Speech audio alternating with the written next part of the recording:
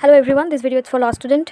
तो आज इस वीडियो में यही बताऊंगी जितने भी लॉ स्टूडेंट है वो अगर डिसाइड नहीं कर पा रहा है कि फ्यूचर में वो कौन सी करियर में जाए या कौन सी करियर उनके लिए अच्छा रहेगा, तो आज मैं 8 ऐसी टाइप की करियर के बारे में बताऊंगी जो कि आफ्टर एलएलबी कोई भी स्टूडेंट कर सकता है और करियर बहुत अच्छा है, सैलरी बहुत अच्छी है, अगर सैलरी नहीं भी है तो फीस बहुत अच्छा है।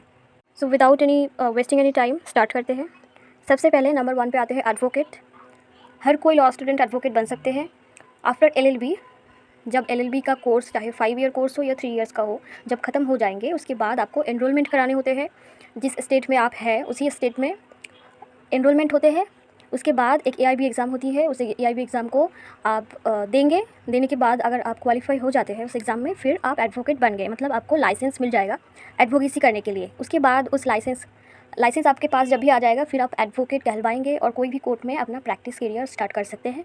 चाहे हाई कोर्ट हो, डिस्ट्रिक्ट कोर्ट हो या कोई भी लोअर कोर्ट हो, चाहे सिविल हो या क्रिमिनल हो, आप कोई भी पार्ट में कर सकते हैं।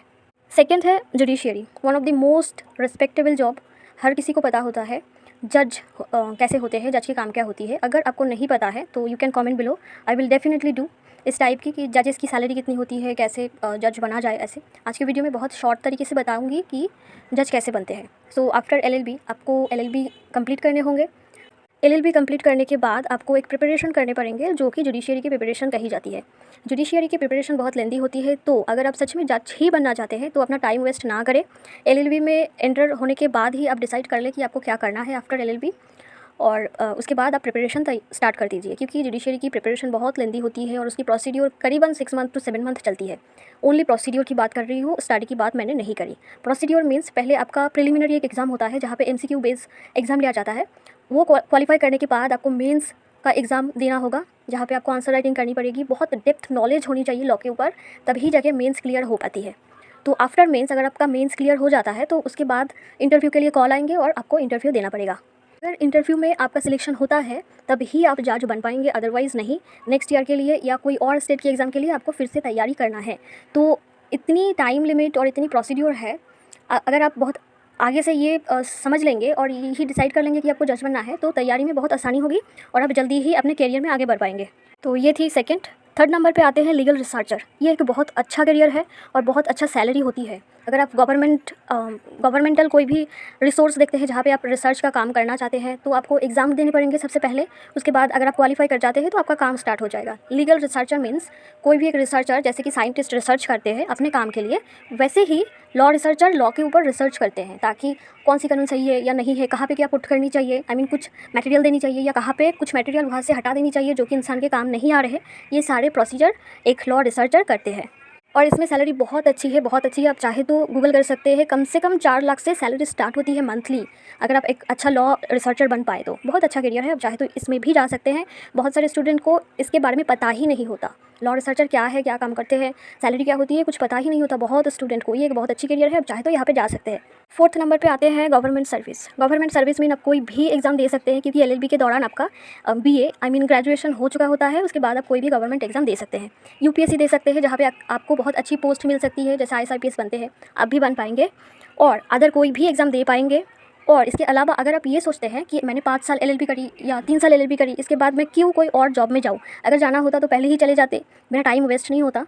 तो इस जानकारी के लिए मैं बता देती हूँ, गवर्नमेंट जॉब के अंदर भी लॉयर्स के बहुत ज़रूरत होते हैं। लॉयर्स एक ऐसी प्रोफेशन है, एडवोकेसी एक ऐसी प्रोफेशन है, कहीं पे भी उनको ज़रूरत पड़ जाते हैं। तो आप कहीं पे भी as a lawyer, as a advocate आप काम ले सकते हैं। गवर्नमेंट जॉब भी आपको एज एन एडवोकेट लिया जा सकता है। दैट मीन्स रेलवे में एडवोकेसी की ज़रूरत होती है। कोई भी अगर आप सरकारी जगहों में देखिए, हर एक जगह लॉयर होते हैं और उनका काम होता है उस जो भी अपने सरकारी जगह देखिए वहाँ पर उस प्रोसीजर को संभालना एक लॉयर का, एक एडवोकेट का काम होता है। तो आप वो भी देख सकते हैं। नंबर 5 पर आते हैं writer. One of the most impressive, मुझे बहुत ये बहुत इंटरेस्टिंग है अपने आप में। राइटर मीन्स लेखक या लेखिका। अब आप सोच रहे होंगे कि आफ्टर एलएलबी कौन राइटर बनता है। राइटर एक बहुत अच्छा प्रोफेशन है, राइटिंग करियर एक बहुत अच्छी प्रोफेशन है, जहाँ पे आप अपना बुक को पब्लिश कर सकते हैं। आपके नाम पे कोई बुक होगा जो कि लोग खरीदेंगे, उसके बाद पढ़ेंगे तो आपको भी अच्छा लगेगा। आफ्टर एलएलबी आप राइटर बन सकते हैं। इसके जितने भी सोर्सेस हैं, आप अगर सोचते हैं कि राइटर बनने के बाद हम करेंगे क्या, तो आफ्टर एलएलबी दैट मीन्स आप लॉ जान चुके हैं। इसके बाद आप लॉ बुक्स लिख सकते हैं, फिर एज अ जर्नल बन सकते हैं, जहाँ पे आप लीगल बहुत सारी चीज़ों को आप अपनी भाषा में बहुत अच्छे से लिख सकते हैं और पोस्ट कर सकते हैं। फिर अपना रिसर्च पेपर लॉ के ऊपर आप जो भी रिसर्च करते हैं वो रिसर्च पेपर आप आपके नाम पे पब्लिश कर सकते हैं। तो आप अगर राइटर बनना चाहते हैं तो बहुत अच्छी बात है, बट मैं ये रिकमेंड करूँगी कि सबसे पहले आप ये सोच लीजिए अपने करियर में आपको करना क्या है, क्योंकि अगर आप राइटर बनना चाहते हैं तो आपको 5 ईयर या 3 ईयर इतनी लॉन्ग टाइम तक वेट करने की कोई ज़रूरत नहीं, क्योंकि राइटर बनना एक दिन का काम नहीं है, या राइटर बनने के लिए आपको कोई एग्ज़ाम लिया जाएगा उसके बाद आप राइटर बन सकते हैं, ऐसा भी कोई प्रोसीजर नहीं है। आप अगर लिख सकते हैं, आपका लिखा बहुत अच्छा होगा तो फिर वो पब्लिश भी होगा और बहुत व्यूज़ भी मिलेगी, पब्लिसिटी भी बहुत अच्छी से होगी। आप अगर जल्दी से ये सोच लेते हैं कि आपको राइटर बनना है तो आप जो कॉलेज के दौरान आप बहुत कुछ कर सकते हैं ताकि आपका जो नॉलेज है वो डेवलप हो पाए और आपके नाम हर एक जगह पहुंच पाए। जैसे कि कुछ जगह की नाम मैं बता देती हूँ। अगर आप राइटर बनना चाहते हैं तो केडीपी में अपना कुछ भी ई बुक आप सेल कर सकते हैं। इसके लिए क्या होगा, आप अपने कॉलेज के दौरान ही इस प्रोफेशन के अंदर आ सकते हैं और आपका बहुत अच्छा करियर बना सकते हैं आप। और जिसको ई बुक के बारे में नहीं पता है वो मैं बता देती हूँ शॉर्ट में। ई बुक एक डिजिटल बुक होती है जो कि पीडीएफ फॉर्मेट में फ़ोन में मिली जाती है, इसको खरीदना होता है। अमेज़न केडीपी बोल के किंडल पब्लिकेशन बोलते हैं इसको। यहाँ पे आप अपने एक अकाउंट करें, उसके बाद अपना लिखा वहाँ पे आप सेल कर सकते हैं, पब्लिश कर सकते हैं। और ये वर्ल्ड वाइड भी हो सकता है, आपके बुक विदेश में भी लोग खरीदेंगे। कितनी अच्छी एक पॉसिबिलिटीज़ है। तो ये केडीपी में आप ई बुक सेल कर सकते हैं और हार्ड कॉपी भी सेल कर सकते हैं। तो स्टार्ट कर दीजिए अपना करियर अगर आप एक राइटर बनना चाहते हैं तो। इसके अलावा भी आप ब्लॉग कर सकते हैं, not vlog, it's a blog. Blog means आप कोई भी अपना लिखा बहुत अच्छा, मतलब आप जो भी रिसर्च करते हैं, रिसर्च पेपर या आर्टिकल आप बहुत अच्छे लिख सकते हैं, तो अपना एक ब्लॉग पेज करिए, वहाँ पे अपना आर्टिकल को पब्लिश करिए। अभी के जो टाइम है ब्लॉगिंग और ब्लॉग के जो ये जो रिसर्च का जो एक आर्टिकल होता है ना, ये बहुत अच्छा चलता है, बहुत व्यूज़ आते हैं और ब्लॉगिंग से लोग बहुत अच्छा पैसे कमाते हैं। इट्स लाइक अ बिज़नेस में जैसे बहुत हम मनी जनरेट कर सकते हैं, ब्लॉगिंग करके भी लोग बहुत मनी जनरेट करते हैं। तो आप अगर चाहते हैं एज अ राइटर बनना, आप बनिए, ब्लॉग करिए और ई बुक बनाइए, अपना हार्ड कॉपी सेल करिए। और ये इसका सबसे खासियत यही है कि हम कॉलेज से ही इस काम को स्टार्ट कर सकते हैं। हमें वो एलएलबी डिग्री नहीं चाहिए होता, उसके बाद हमें कोई एग्ज़ाम नहीं देना होता। हम एलएलबी के साथ साथ ही इस प्रोफेशन को आगे बढ़ा सकते हैं। तो आप चाहिए कर सकते हैं। तो नंबर 6 में आते हैं legal adviser. Legal adviser means legally advise करना किसी को भी, ये चाहे गवर्नमेंट भी हो सकता है या चाहे प्राइवेट, कोई भी कॉर्पोरेट सेक्टर में भी आप एज अ लीगल एडवाइज़र काम को ले सकते हैं, जहाँ पे आपको क्या करना है, आपको एडवाइस करना है लीगली कि किसके लिए क्या अच्छा होगा या नहीं।